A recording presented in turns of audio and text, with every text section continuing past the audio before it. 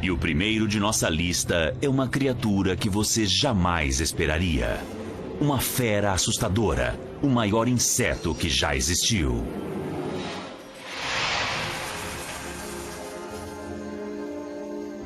Bem antes dos dinossauros, um gigante alado aterrorizava os céus.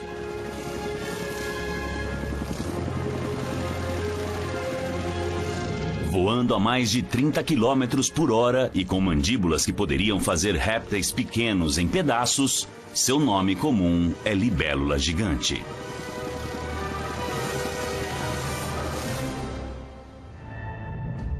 Uma pista para esse mega inseto antigo foi descoberta em 1940 em Noble County, Oklahoma, no sul dos Estados Unidos.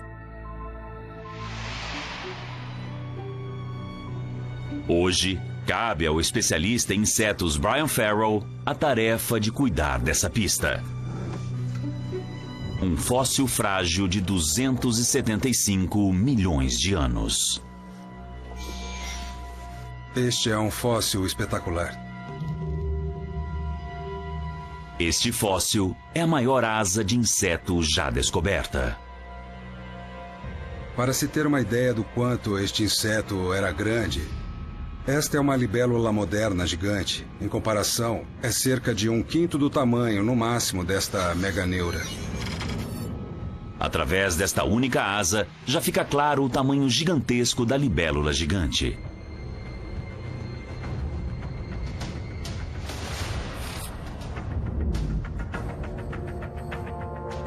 Ela possuía 4 asas. O par maior tinha envergadura de 76 centímetros, o que a torna 6 vezes maior do que muitas libélulas modernas.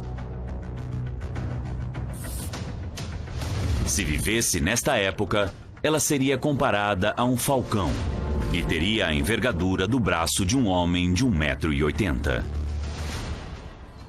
A partir de fósseis menores, mas mais completos, os especialistas descobriram que as libélulas gigantes não só se pareciam com as atuais, mas que também sua anatomia era incrivelmente similar. Então é provável que elas se comportassem da mesma maneira também como caçadoras mortais. Anthony Leonardo é especialista renomado em voo de libélula. Ele está desvendando segredos sobre o que faz desses ases da aviação animal especialistas em caçar. Eles têm 4 asas que conseguem bater de forma independente. Se olharmos as asas com cuidado, vamos ver que elas são incríveis. A libélula consegue voar para frente, para trás, de cabeça para baixo. Ela também consegue fazer esses giros incríveis e abruptos em 6G. Elas também têm olhos com visão de quase 360 graus, pernas potentes para agarrar presas insetos e mandíbulas matadoras.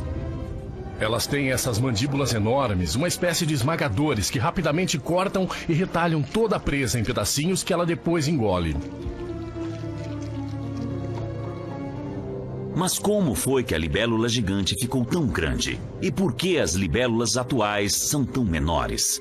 A resposta está na maneira como todos os outros insetos respiram.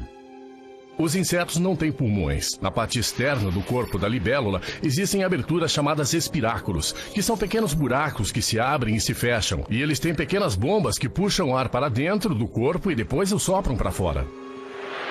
Depois que está dentro dos espiráculos, o ar se move por uma rede de tubos chamada de traqueia.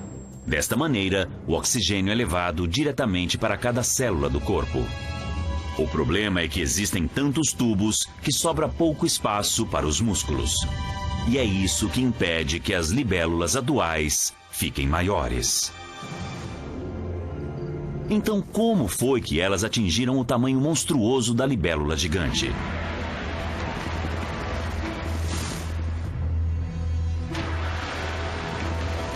Como elas conseguiram criar músculos suficientes para mover asas gigantescas?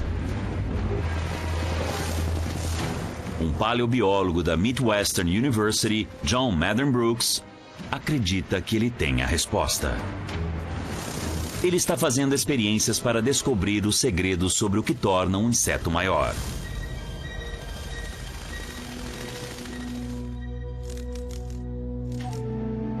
John acha que ficar maior tem tudo a ver com a quantidade de oxigênio no ar que elas respiram. A quantidade de oxigênio era muito maior no passado. O oxigênio de hoje é cerca de 21% da atmosfera ao nosso redor. No passado era cerca de 31%. 10% a mais não parece muito, mas isso é 50% mais oxigênio que respiramos hoje. Então parece que esse aumento de oxigênio na atmosfera é o que levou à possibilidade de que esses insetos pudessem ter ficado grandes como ficaram.